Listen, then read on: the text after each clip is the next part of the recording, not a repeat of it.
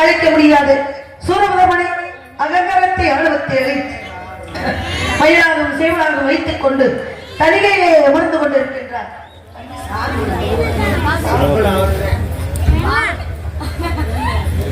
தனிகையிலே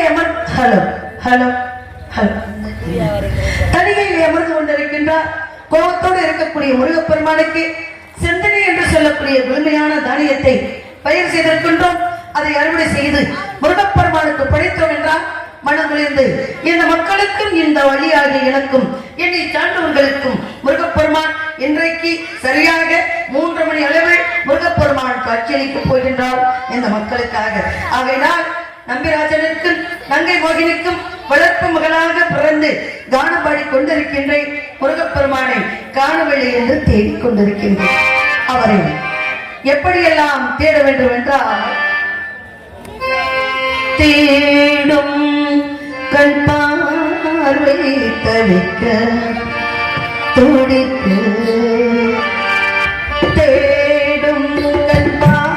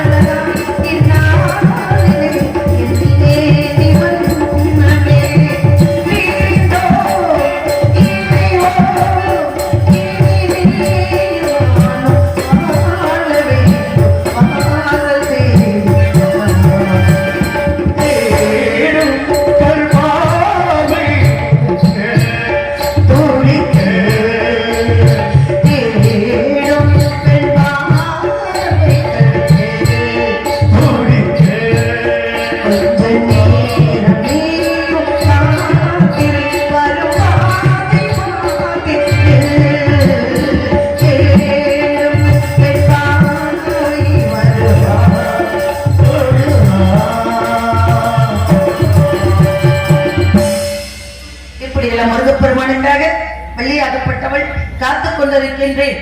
குறிஞ்சி முல்லை மருதம் நெய்தல் பாலி என்று இந்த 5 வகை நிலையிலே குறிஞ்சி நிலத்திலே நாங்கள் பயிர் செய்திருக்கின்றோம். இதை யார் யாரு காவல் காத்து வந்திருக்கிறோம் என்றால் அண்ணன்மார்கள் 7 பேர், என் தோழிமார்கள் இந்த வழியாகப்பட்டவள் எள்ளும் தினையும் 70 நாள் என்று சொன்னார்கள். இன்றைக்கு முடியும் தருவாயில் இருக்கின்றது. காலையிலே விடிந்தால் சரியாக 70 நாள் முடிகிறது. அப்படிப்பட்ட இந்த இடத்திலே கதர் அறுத்து மூட்டைகள் எல்லாம் மூடை மூடையாக கட்டி கொண்டு போய் என் தந்தை இடத்திலே நான் சேர்க்க வேண்டும் என்ற கடமையில் இருக்கின்றேன். இருந்தாலும் முருகப்பெருமான் வர வேண்டும், இந்த வள்ளிக்கு மனமாலை தர வேண்டும். எப்பொழுது வருவார் வருவார் என்று வழி மீது வெளி வைத்து அவருக்காக 1 வயதல்ல, 2 வயதல்ல, 3 வயதல்ல, 5 வயதுல இருந்து காத்துக்கிட்டு இருக்கிறேன். காத்துக்கிட்டு இருக்கிறது எவ்வளவு பெரிய கஷ்டம் தெரியுங்களா? காக்க வைக்கிறவங்க வருவாங்க, நான் பிரம்பலாம் அப்படின்னு. ஆனா காத்துக்கிட்டு இருக்கிறவங்களுக்கு மட்டும்தான் வெயிலோட அருமை நிழலுக்கு போனாதான் தெரியும். அப்பேற்பட்ட காப்பு என்னுடைய காத்துக்கிட்டு இருக்கக்கூடிய அந்த ஒரு இருப்பு எவ்வளவு வேதனை அளிக்கின்றது. முருகா வர வேண்டும், முருகா என்னை ஏங்க விடாமல் தூங்க விடாமல் இப்படி காவல் காத்து கொண்டிருக்கின்றேன் உங்களுக்காக. நீங்க வருவீர்களா? விரைவாக வருவீர்களா?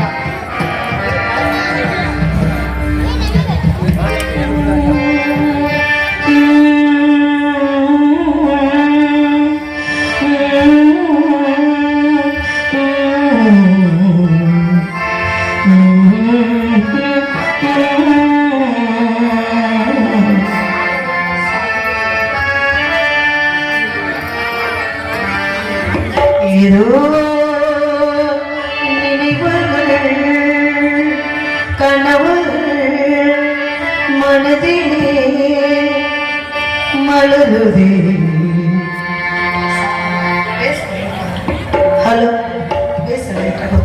என்ன மட்டும் காவேரி ஊற்றாக காற்றோடு காற்றாக தினம் காண்பதுதான்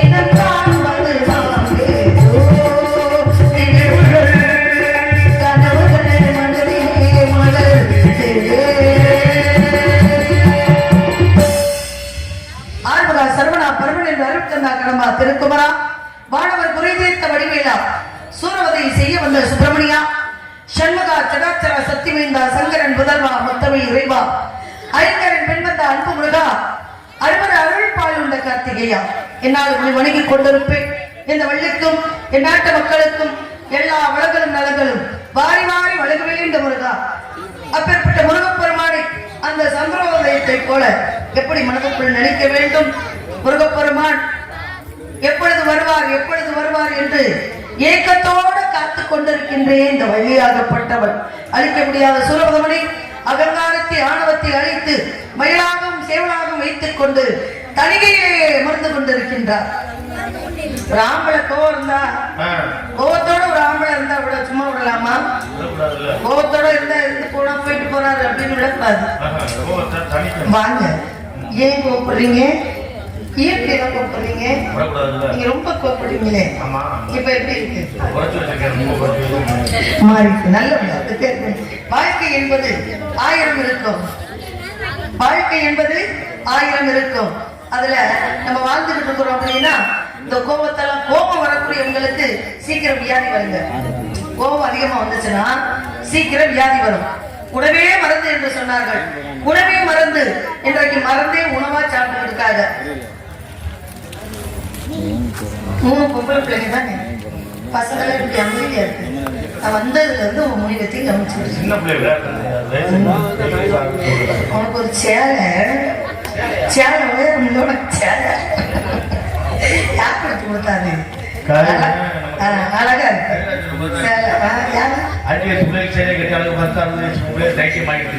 ஒரு வீட்டுல எத்தனை ஆண் குழந்தைகள் இருந்தாலும் 7 ஆம்பளை பிள்ளைங்க வீட்டுல இருக்காங்க. ஆனா அந்த வள்ளியாகப்பட்ட ஒரு பொம்பளை பிள்ளை வந்ததுக்கு அப்புறம் தான் வீடே லட்சுமி கடாட்சமா இருந்துச்சு. எத்தனை ஆம்பளை பிள்ளைய பெற்றிருந்தாலும் ஒரு பொம்பளை பிள்ளைக்கு பட்டு பாவாடை சட்டை கட்டி விட்டு ஒரு நகை நட்டை போட்டு விட்டு அந்த நடுவீட்டுக்குள்ள உட்கார வச்சா பூ வச்சு பொட்டு வச்சு எவ்வளவு மகாலட்சுமி மாதிரி அப்புறம் இந்த மகாலட்சுமி மாதிரி உட்கார்ந்து இருக்குதுங்க. சேலை கட்டுறது வயதுட்டு பாவாடை சட்டை போடுற வயதுல கவுன் போடுற வயதுல சேலை கட்டிட்டு நீ பாரு சேலை கட்டுற வயசுல சுடிதாரு மாடர்ன் ட்ரெஸ் தான் போடுவேன். அப்படிதான் இருக்கு. இப்ப யாரும் சேலை கட்டுறா? பொன்மதிகள் கூட சேலையெல்லாம் கட்டுறது இல்லை. ஆகையினாலே முருகப்பெருமான் வர வேண்டும், இந்த வள்ளிக்கு மணமாலை தர வேண்டும் என்று அவரை கோபத்தோடு இருக்கக்கூடிய முருகப்பெருமானை போய் ஏங்க நான் உங்களுக்கு என்ன குறை வச்சேன்? ஏமேல ஏன் உங்களுக்கு ஒரு கோபம்? வாங்க, நம்ம 2 பேரும் சந்தோஷமா இருக்கணும். என்ன உங்களுக்கு விட்டா ஆளு கிடையாது, உங்களை எனக்கு விட்டா வேற ஆளு கிடையாது. அதனாலே இருக்கை தட்டுனால்தான் ஓசை அப்படின்னு முருகப்பெருமானை நம்ம வந்து சமாதானப்படுத்தணும். அப்பேற்பட்ட சமாதானம் எப்படி படுத்தணும் தெரியுங்களா? சந்திரோதயம் பெண்ணானதோ வெண்தாமரையீரு கண்ணானதோ சந்தோதயம் ஒரு பெண்ணானதோ வெண்தாமரையீரு சந்தோதயம் ஒரு பெண்ணானதோ வெண்தாமரையீரு கண்ணானதோ பொன்னோவியம் என்று பெயரானதோ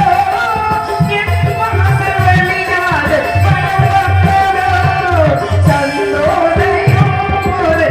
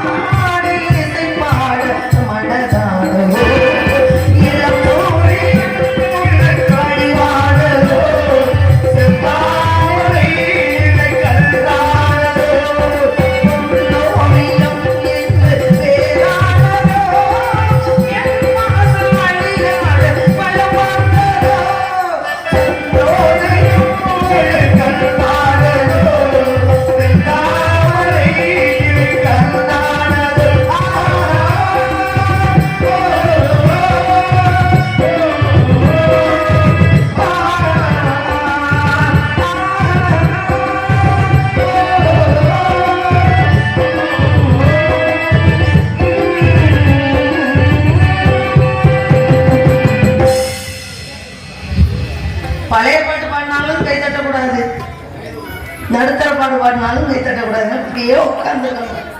அப்பதான் நம்ம அமைதியை ரசிக்கிறாங்க. ஏன்னா பாடல் முடிஞ்சவன நல்லா இருந்தா கை தட்டலாம். கை தட்டுறதுக்கு என்ன காரணம் அப்படின்னா, இந்த பாடலை நீங்க உழைக்கின்ற உழைப்பை நாங்க ஏத்துக்கிறோம் அப்படின்றது ஒரு காரணம் இருக்கும் இல்லையா? மக்களுக்கு ரசனை வேணும். நம்ம நல்லா பாடுறோமா பாடலையான்னு அவங்களுக்கு தெரியும். அவங்களுக்கு பாட தெரியாது. ஆனா நம்ம சுதி போய் தாளம் போய் பண்ணோம்னா இது இப்படி இல்லையேன்றத கண்டுபிடிப்பாங்க. உண்மைதானே? அப்ப நல்லா ரசிக்கக்கூடிய நீங்க சரியில்லாம எதுவும் வாச்சாங்களா? நான் உங்களை தாங்க கேட்கிறேன். சரியில்லாம வச்சாங்களா?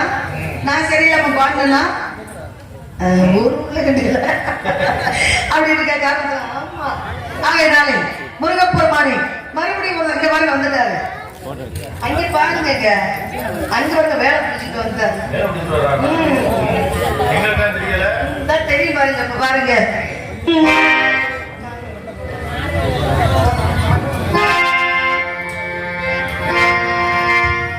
மன்னவன் வந்தா. ஓ, நீங்க அவரு